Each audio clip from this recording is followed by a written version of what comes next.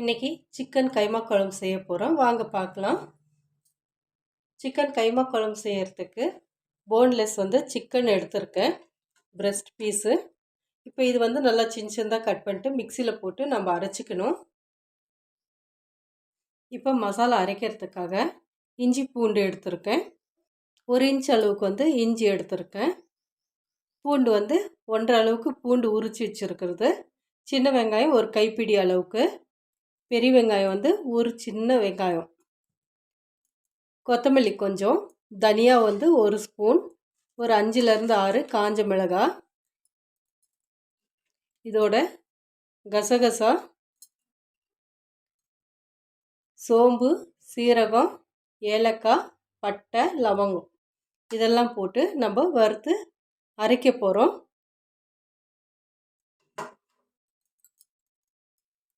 மசாலா அரைக்கும்போது தேங்காய், ஒரு தக்காளி இதெல்லாம் போட்டு நம்ம அரைச்சிக்க போகிறோம். இப்போ ட்ரை ஃப்ரை மசாலா செய்ய போகிறோம். தனியா 1 ஸ்பூன், 1 ஸ்பூன் கசகசா, லவங்கம் ஒரு 5, பட்டை 1, ஏலக்காய் 2,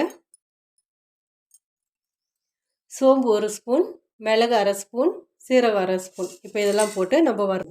இதோட காஞ்ச மிளகா போட்டுக்கலாம். இப்போ இதெல்லாம் நல்லா வறுத்துடலாம். ரொம்ப வறுக்காமல் ஒரு மீடியமாக வறுத்துக்கிட்டோம்னா ஒரு ஃப்ளேவரும் டேஸ்ட்டும் கொடுக்கும். இப்போ ஸ்டவ் ஆஃப் பண்ணிவிட்டு இதை எடுத்துடலாம். இப்போ வெங்காயம் எல்லாம் வதக்கிடலாம். அதுக்கு கொஞ்சமாக எண்ணெய் ஊற்றிக்கலாம். 2 பச்சை மிளகாய், கருவேப்பிலை,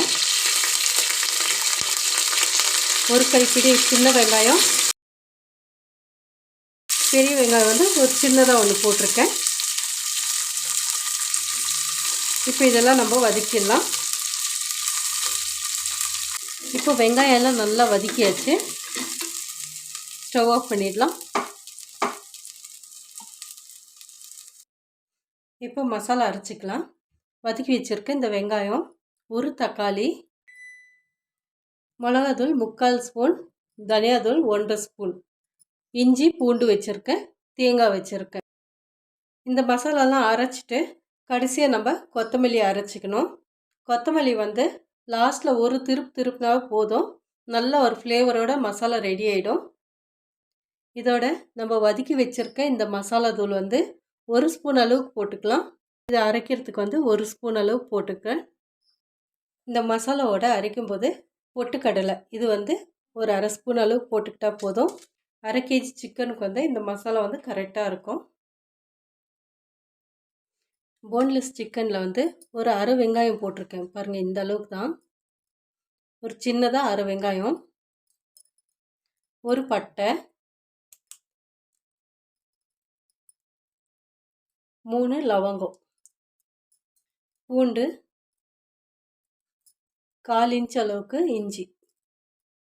சிக்கன் அரைக்கும் போதே நம்ம வறுத்து வச்சுருக்கிற இந்த மசாலா பொடியும் சேர்த்து நம்ம அரைக்க போகிறோம். 1 ஸ்பூன் அளவுக்கு. பாக்கி இருக்கிற மசாலாலாம் நம்ம குழம்புல போட போகிறோம். இதோடு சேர்த்து வெங்காயம் அரைச்சி வச்சுருக்க இந்த மசாலாவையும் சேர்த்து நம்ம அரைச்சிக்க போகிறோம். இப்போ சிக்கன் எல்லாம் மசாலா போட்டு அரைச்சாச்சு. இப்போ இதில் கொஞ்சமாக கொத்தமல்லி போட்டுக்கலாம். ஒரு 1/2 ஸ்பூன் அளவுக்கு உப்பு போட்டுக்கிட்டால் போதும்.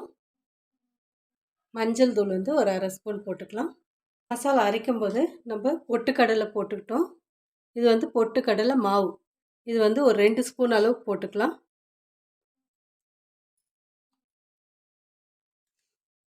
இப்போ இதெல்லாம் நல்லா மிக்ஸ் பண்ணி வச்சிடலாங்க.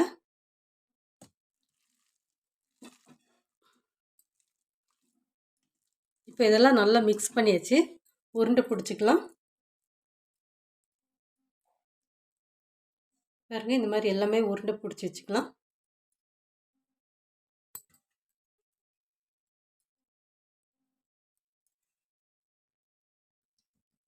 இப்போ குக்கர் நல்லா சூடாயிடுச்சு. கொஞ்சமாக எண்ணெய் ஊற்றி வச்சுருக்கேன். ஒரு 1/4 ஸ்பூன் அளவுக்கு சோம்பு போட்டுக்கலாம். வெங்காயம் வந்து ஒரு அரை வெங்காயம் எடுத்துருக்கேன், இதையும் போட்டு வதக்கிடலாம். இப்போ இதில் கொஞ்சம் கொத்தமல்லி போட்டுக்கலாம், நல்லா ஃப்ளேவர் கொடுக்கும் இந்த எண்ணெயில் வதங்குச்சுன்னா. தக்காளி வந்து ஒரு அரை தக்காளி எடுத்துருக்கேன், அதையும் போட்டுக்கலாம். மஞ்சள் தூள் வந்து ஒரு அரை ஸ்பூன் அளவுக்கு. ஏற்கனவே மஞ்சள் தூள் வந்து நம்ம சிக்கனில் வந்து போட்டு அரைச்சிருக்கோம். இப்போ இதெல்லாம் போட்டு நம்ம வதக்கிடலாம்.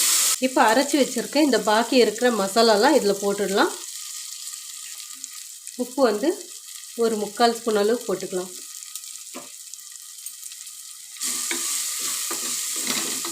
இப்போ இதெல்லாம் கூட நல்லா வதக்கியாச்சு.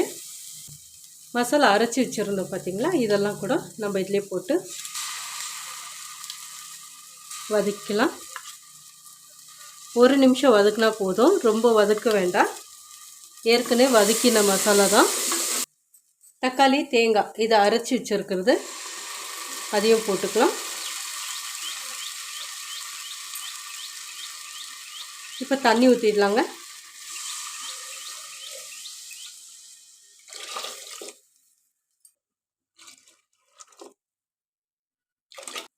குழம்பு நல்லா கொதி வந்துருச்சு.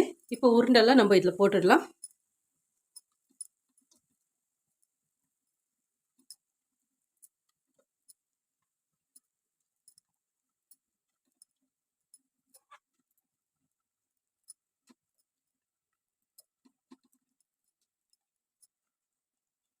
உருண்டெல்லாம் போட்ட பிறகு நம்ம குக்கர் மூடி போட்டு மூடிடலாங்க. 2 ப்ரெஷருக்கு வச்சுட்டோம்னா போதும். ரெடி ஆயிடுச்சுன்ட்டு பார்க்கலாங்க.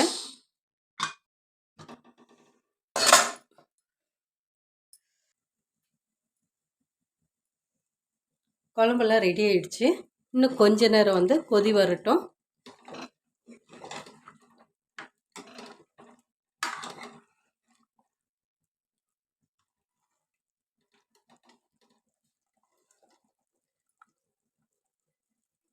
சிக்கன்லாம் பார்த்திங்கன்னா நல்லா வெந்து வந்திருக்கு.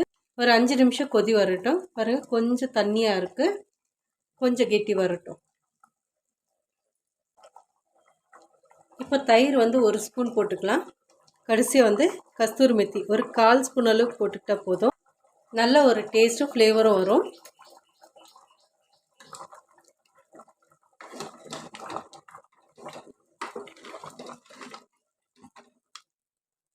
அவ்வளோதாங்க, குழம்பு ரெடி ஆயிடுச்சு. இப்போ ஸ்டவ் ஆஃப் பண்ணிடலாம். தயிர் ஊற்றின பிறகு ரொம்ப கொதிக்கக்கூடாது. சிக்கன் கைமா குழம்பு ரெடி ஆயிடுச்சு.